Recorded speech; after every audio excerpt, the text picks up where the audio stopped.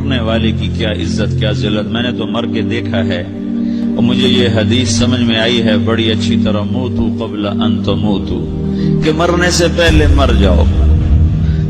اس وقت اگر میں مر جاتا تو مجھے کوئی گالیاں دیتا تو مجھے کیا نقصان تھا، اور مجھے کوئی نعرے لگاتا میرے لیے تو میرا کیا نفع تھا۔ تو مرنے سے پہلے مر جاؤ، کوئی تمہیں برا بھلا کہے تو تمہارا کیا نقصان تھا، تمہیں کوئی واہ واہ نعرے لگائے تمہیں کیا نفع ہے۔ اگر اللہ راضی ہے تو مردہ باد اور زندہ باد سے بے نیاز ہو۔ ابو ذر رضی اللہ تعالیٰ عنہ کو ایک آدمی نے گالیاں دی تو انہوں نے فرمایا بیٹا ایک گاڑی آگے آ رہی ہے، اس میں گر گیا تو جو کچھ کہہ رہے ہو اس سے بھی زیادہ کا حقدار ہوں، اور اگر پار ہو گیا تو تیری گالیوں سے مجھے کوئی فرق نہیں پڑتا ہے۔ من سلم المسلمون من لسانه ويده موتوا قبل ان تموتوا، چونکہ آج کل اخلاق ہیں انتقامی، معاف کرنے والے اخلاق ہیں نہیں، انتقامی اخلاق ہیں۔ ہمارا معاشرہ انتقامی ہے، اچھا کرو گے تو ہم اچھا کریں گے، برا کرو گے تو ہم برا کریں گے، جیسا کہو گے ویسا ہم سے سنو گے، یہ ہمارا ماحول ہے، یہ ہمارا۔ ایک ماں کہہ رہی تھی دوسری ماں کو، میرے پترا کدی کسی نے واسطے سلام نہیں کیتا، بڑے فخر سے کہہ رہی ہے، ہمارے اپنے گاؤں کی بات، میرے پترا کدی نہیں کسی نے واسطے سلام کیتا، میں جڑا کرے انہوں کریں دیں، جڑا نہ کرے انہوں پوچھ دے ہی کوئی نہیں۔ یہ وہ فخر سے کہہ رہی، جو سب سے بڑا عیب ہے وہ سب سے بڑا فخر بنا ہوا۔ میرے پترا کدی نہیں کسی نے واسطے سلام کیتا۔ جب ماں باپ نے یہ سبق دیا تو اولاد کا کیا قصور ہے؟ تو ہمارا معاشرہ انتقامی ہے، ایک کی 10 سنانے کا ماحول ہے، تو آپ 100 کی ایک بھی نہ سناؤ۔ احنف بن قیس رضی اللہ تعالیٰ عنہ پہ ایک آدمی نے چڑھائی کر کے لگا، ایک سناؤ گے نا تو 10 سنو گے میری طرف سے۔ تو احنف بن قیس کہنے لگے بھائی تو مجھے 100 بھی سنائے گا نا تو میری طرف سے ایک بھی تو نہیں سنے گی۔ ایک آدمی ان کی بڑی بےزتی کر رہا تھا اور وہ چل رہے تھے اور وہ 100 گالیاں بک رہا ہے۔ جب آ گیا نا قریب شہر تو کہنے لگے دیکھا میرا قبیلہ یہاں رہتا ہے، اگر کسی نے سن لیا نا تو تیری بڑی دھلائی کر دے گا، تو نے جو مجھے گالیاں دینی میں کھڑا ہوں یہیں تو دے لے، تو اپنا سارا زور پورا کر لے تاکہ آگے تجھے کوئی تکلیف نہ پہنچا دے میری وجہ سے۔ تو وہ پاؤں پہ گر کے معافی مانگنے لگا کہ واقعی تو بڑے حلم والا ہے۔ وہ مشہور تھے اپنے حلم میں، بردباری، اور لوگ ان کا امتحان لینے آیا کرتے تھے، کہ بھئی کوئی ہے جو احنف کو غصہ دلا تو لوگ ناکام ہو جاتے تھے، ان کو غصہ نہیں آتا۔ ایسے ایک عرب سردار گزرا معن بن زائدہ، وہ بھی اپنے حلم میں بڑے مشہور تھے۔ ایک دفعہ لوگوں میں شرط لگ گئی کہ کوئی ہے معن بن زائدہ کو غصہ دلائے تو ہم اس کو انعام دیں گے۔ تو ایک شاعر نے کہا میں غصہ دلاتا ہوں، تم دیکھنا ایسے سیخ پا ہو جائے گا جیسے جانور۔ تو وہ چلا گیا اس کی مجلس، دربار لگا، عرب سردار کا بہت بڑا دربار لگا ہوا، تو کہتا السلام علیکم، کہا وعلیکم السلام۔ تو معن بن زائدہ پر ایک دور بڑے فخر کا گزرا تھا، پھر اللہ نے اس کو بہت بڑی سرداری دی، بنو عباس کا بہت بڑا یہ وزیر گورنر تھا۔ تو کہتا اتذکر اذ لحافک جلد شاۃ فاذ نعلاک من جلد البعیر، کہوں بھائی تو یہ یاد ہے جب تیرا بستر بکری کی کھال تھا اور تیرے جوتے اونٹ کی کھال کے تھے؟ تو کہنے لگا کیوں نہیں یاد، بھلا کوئی ماضی بھی بھولتا ہے؟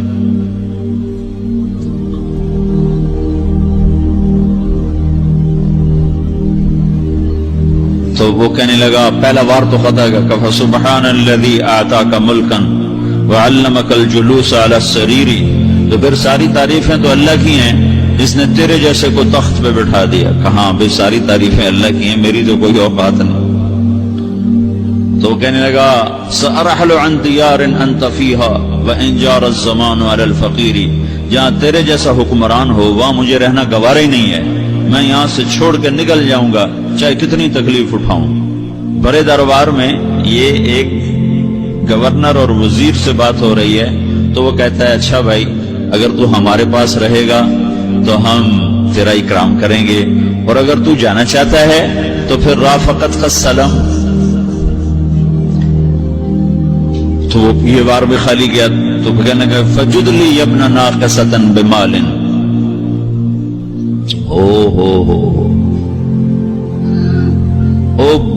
گندی ماں کے بیٹے مجھے کچھ عطا بھی کر، میں بغیر پیسے کے سفر کیسے کروں گا؟ عرب کو کسی کو بھی ماں کی گالی دے دینا اور پھر عرب سردار ہو. فجد لی یبن ناقصۃ بمال، بری ماں کے بیٹے مجھے کچھ پیسے بھی دے، میں نے جانا ہے. میں کہا بھائی اس کو 3000 دے دیا جائے. اللہ اکبر. تو کہنے لگا قلیل ما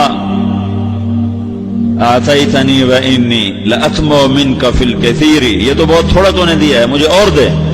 کہا اچھا بھائی 3000 اور دے دو.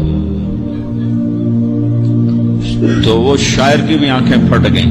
کہنے لگا اب ٹھہر جا اب میں تیری اصل تجھے بتاتا. سألت اللہ ان یبقیک ذخرا فما لک فی البریۃ من نذیر، میں اللہ سے دعا کرتا ہوں اللہ تیرے جیسوں کو سلامت رکھے، تیرے جیسا دنیا میں کسی ماں نے جنا ہی کوئی نہیں. فمنک الجود والافضال حقا وفضل یدیک کالبحر الغزیر، تو ہی سخی ہے، تو ہی کریم ہے، اور سمندر بھی تیری سخاوت کے آگے کچھ نہیں ہے. تو نے کہا اچھا بھائی تو نے ہماری برائی کی، ہم نے تمہیں 6000 دیے، اب تو نے ہماری تعریف کی، اب 10,000 اور دے دو اس کو. باتیں ہی رہ گئیں.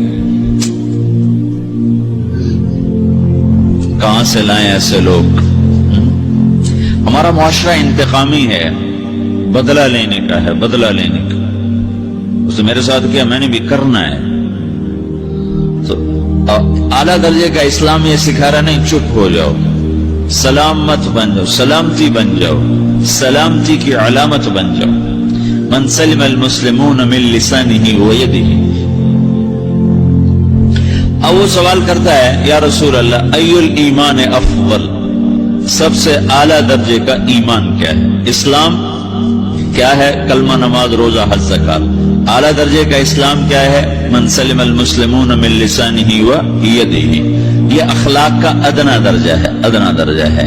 ادنا درجے پر پہنچ کر آپ اسلام میں اعلیٰ درجے پر آ سکتے ہیں. وہ سوال کرتا ہے ایمان کیا ہے؟ تو آپ نے کہا اللہ پر، فرشتوں پر، کتابوں پر، رسولوں پر، موت کے بعد کی زندگی پر، تقدیر پر. اب ایک اور سائل سوال کرتا ہے ای الایمان افضل، سب سے اعلیٰ درجے کا ایمان کیا ہے؟ تو آپ نے فرمایا حسن الاخلاق، اچھے اخلاق سب سے اعلیٰ درجے کا ایمان ہے. جو آدمی اسلام میں، جو آدمی اخلاق میں، جو مرد عورت اخلاق میں ادنا درجے پر ہوتا ہے وہ اسلام میں اعلیٰ درجے پر پہنچتا ہے. اب اگر وہ اخلاق میں اعلیٰ درجے پر آ جائے تو اب یہ کہاں پہنچے گا؟ میرا نبی کہہ رہا ہے سب سے اعلیٰ درجے کا ایمان ہے حسن اخلاق، حسن اخلاق. ابو ہریرہ نے پوچھا یا رسول اللہ وما حسن الاخلاق، یہ بھی ایک اور حدیث ہے. یا رسول اللہ حسن اخلاق کیا چیز ہے؟ تو آپ نے 3 چیزیں فرمائیں، تصل من قطعک وتعطی من حرمک وتعفو عمن ظلمک. جو تم سے توڑے نہ تم اس سے جوڑو. نہیں کرتا سلام نہ کریں. کوئی ہم چھوٹے باپ کے ہیں، ہم تو کبھی بھی نہ کریں، ہم تو کبھی بھی نہ منہ تھوکیں بھی نہیں. ہم تو میرا نبی کہہ رہا ہے جو توڑے تم اس سے جوڑو، جو محروم کرے اس سے عطا کرو، جو زیادتی کرے اس سے درگزر کرو. یہ 3 کام جو عورت مرد کر لے گا یہ اخلاق کے اعلیٰ درجے میں ہے.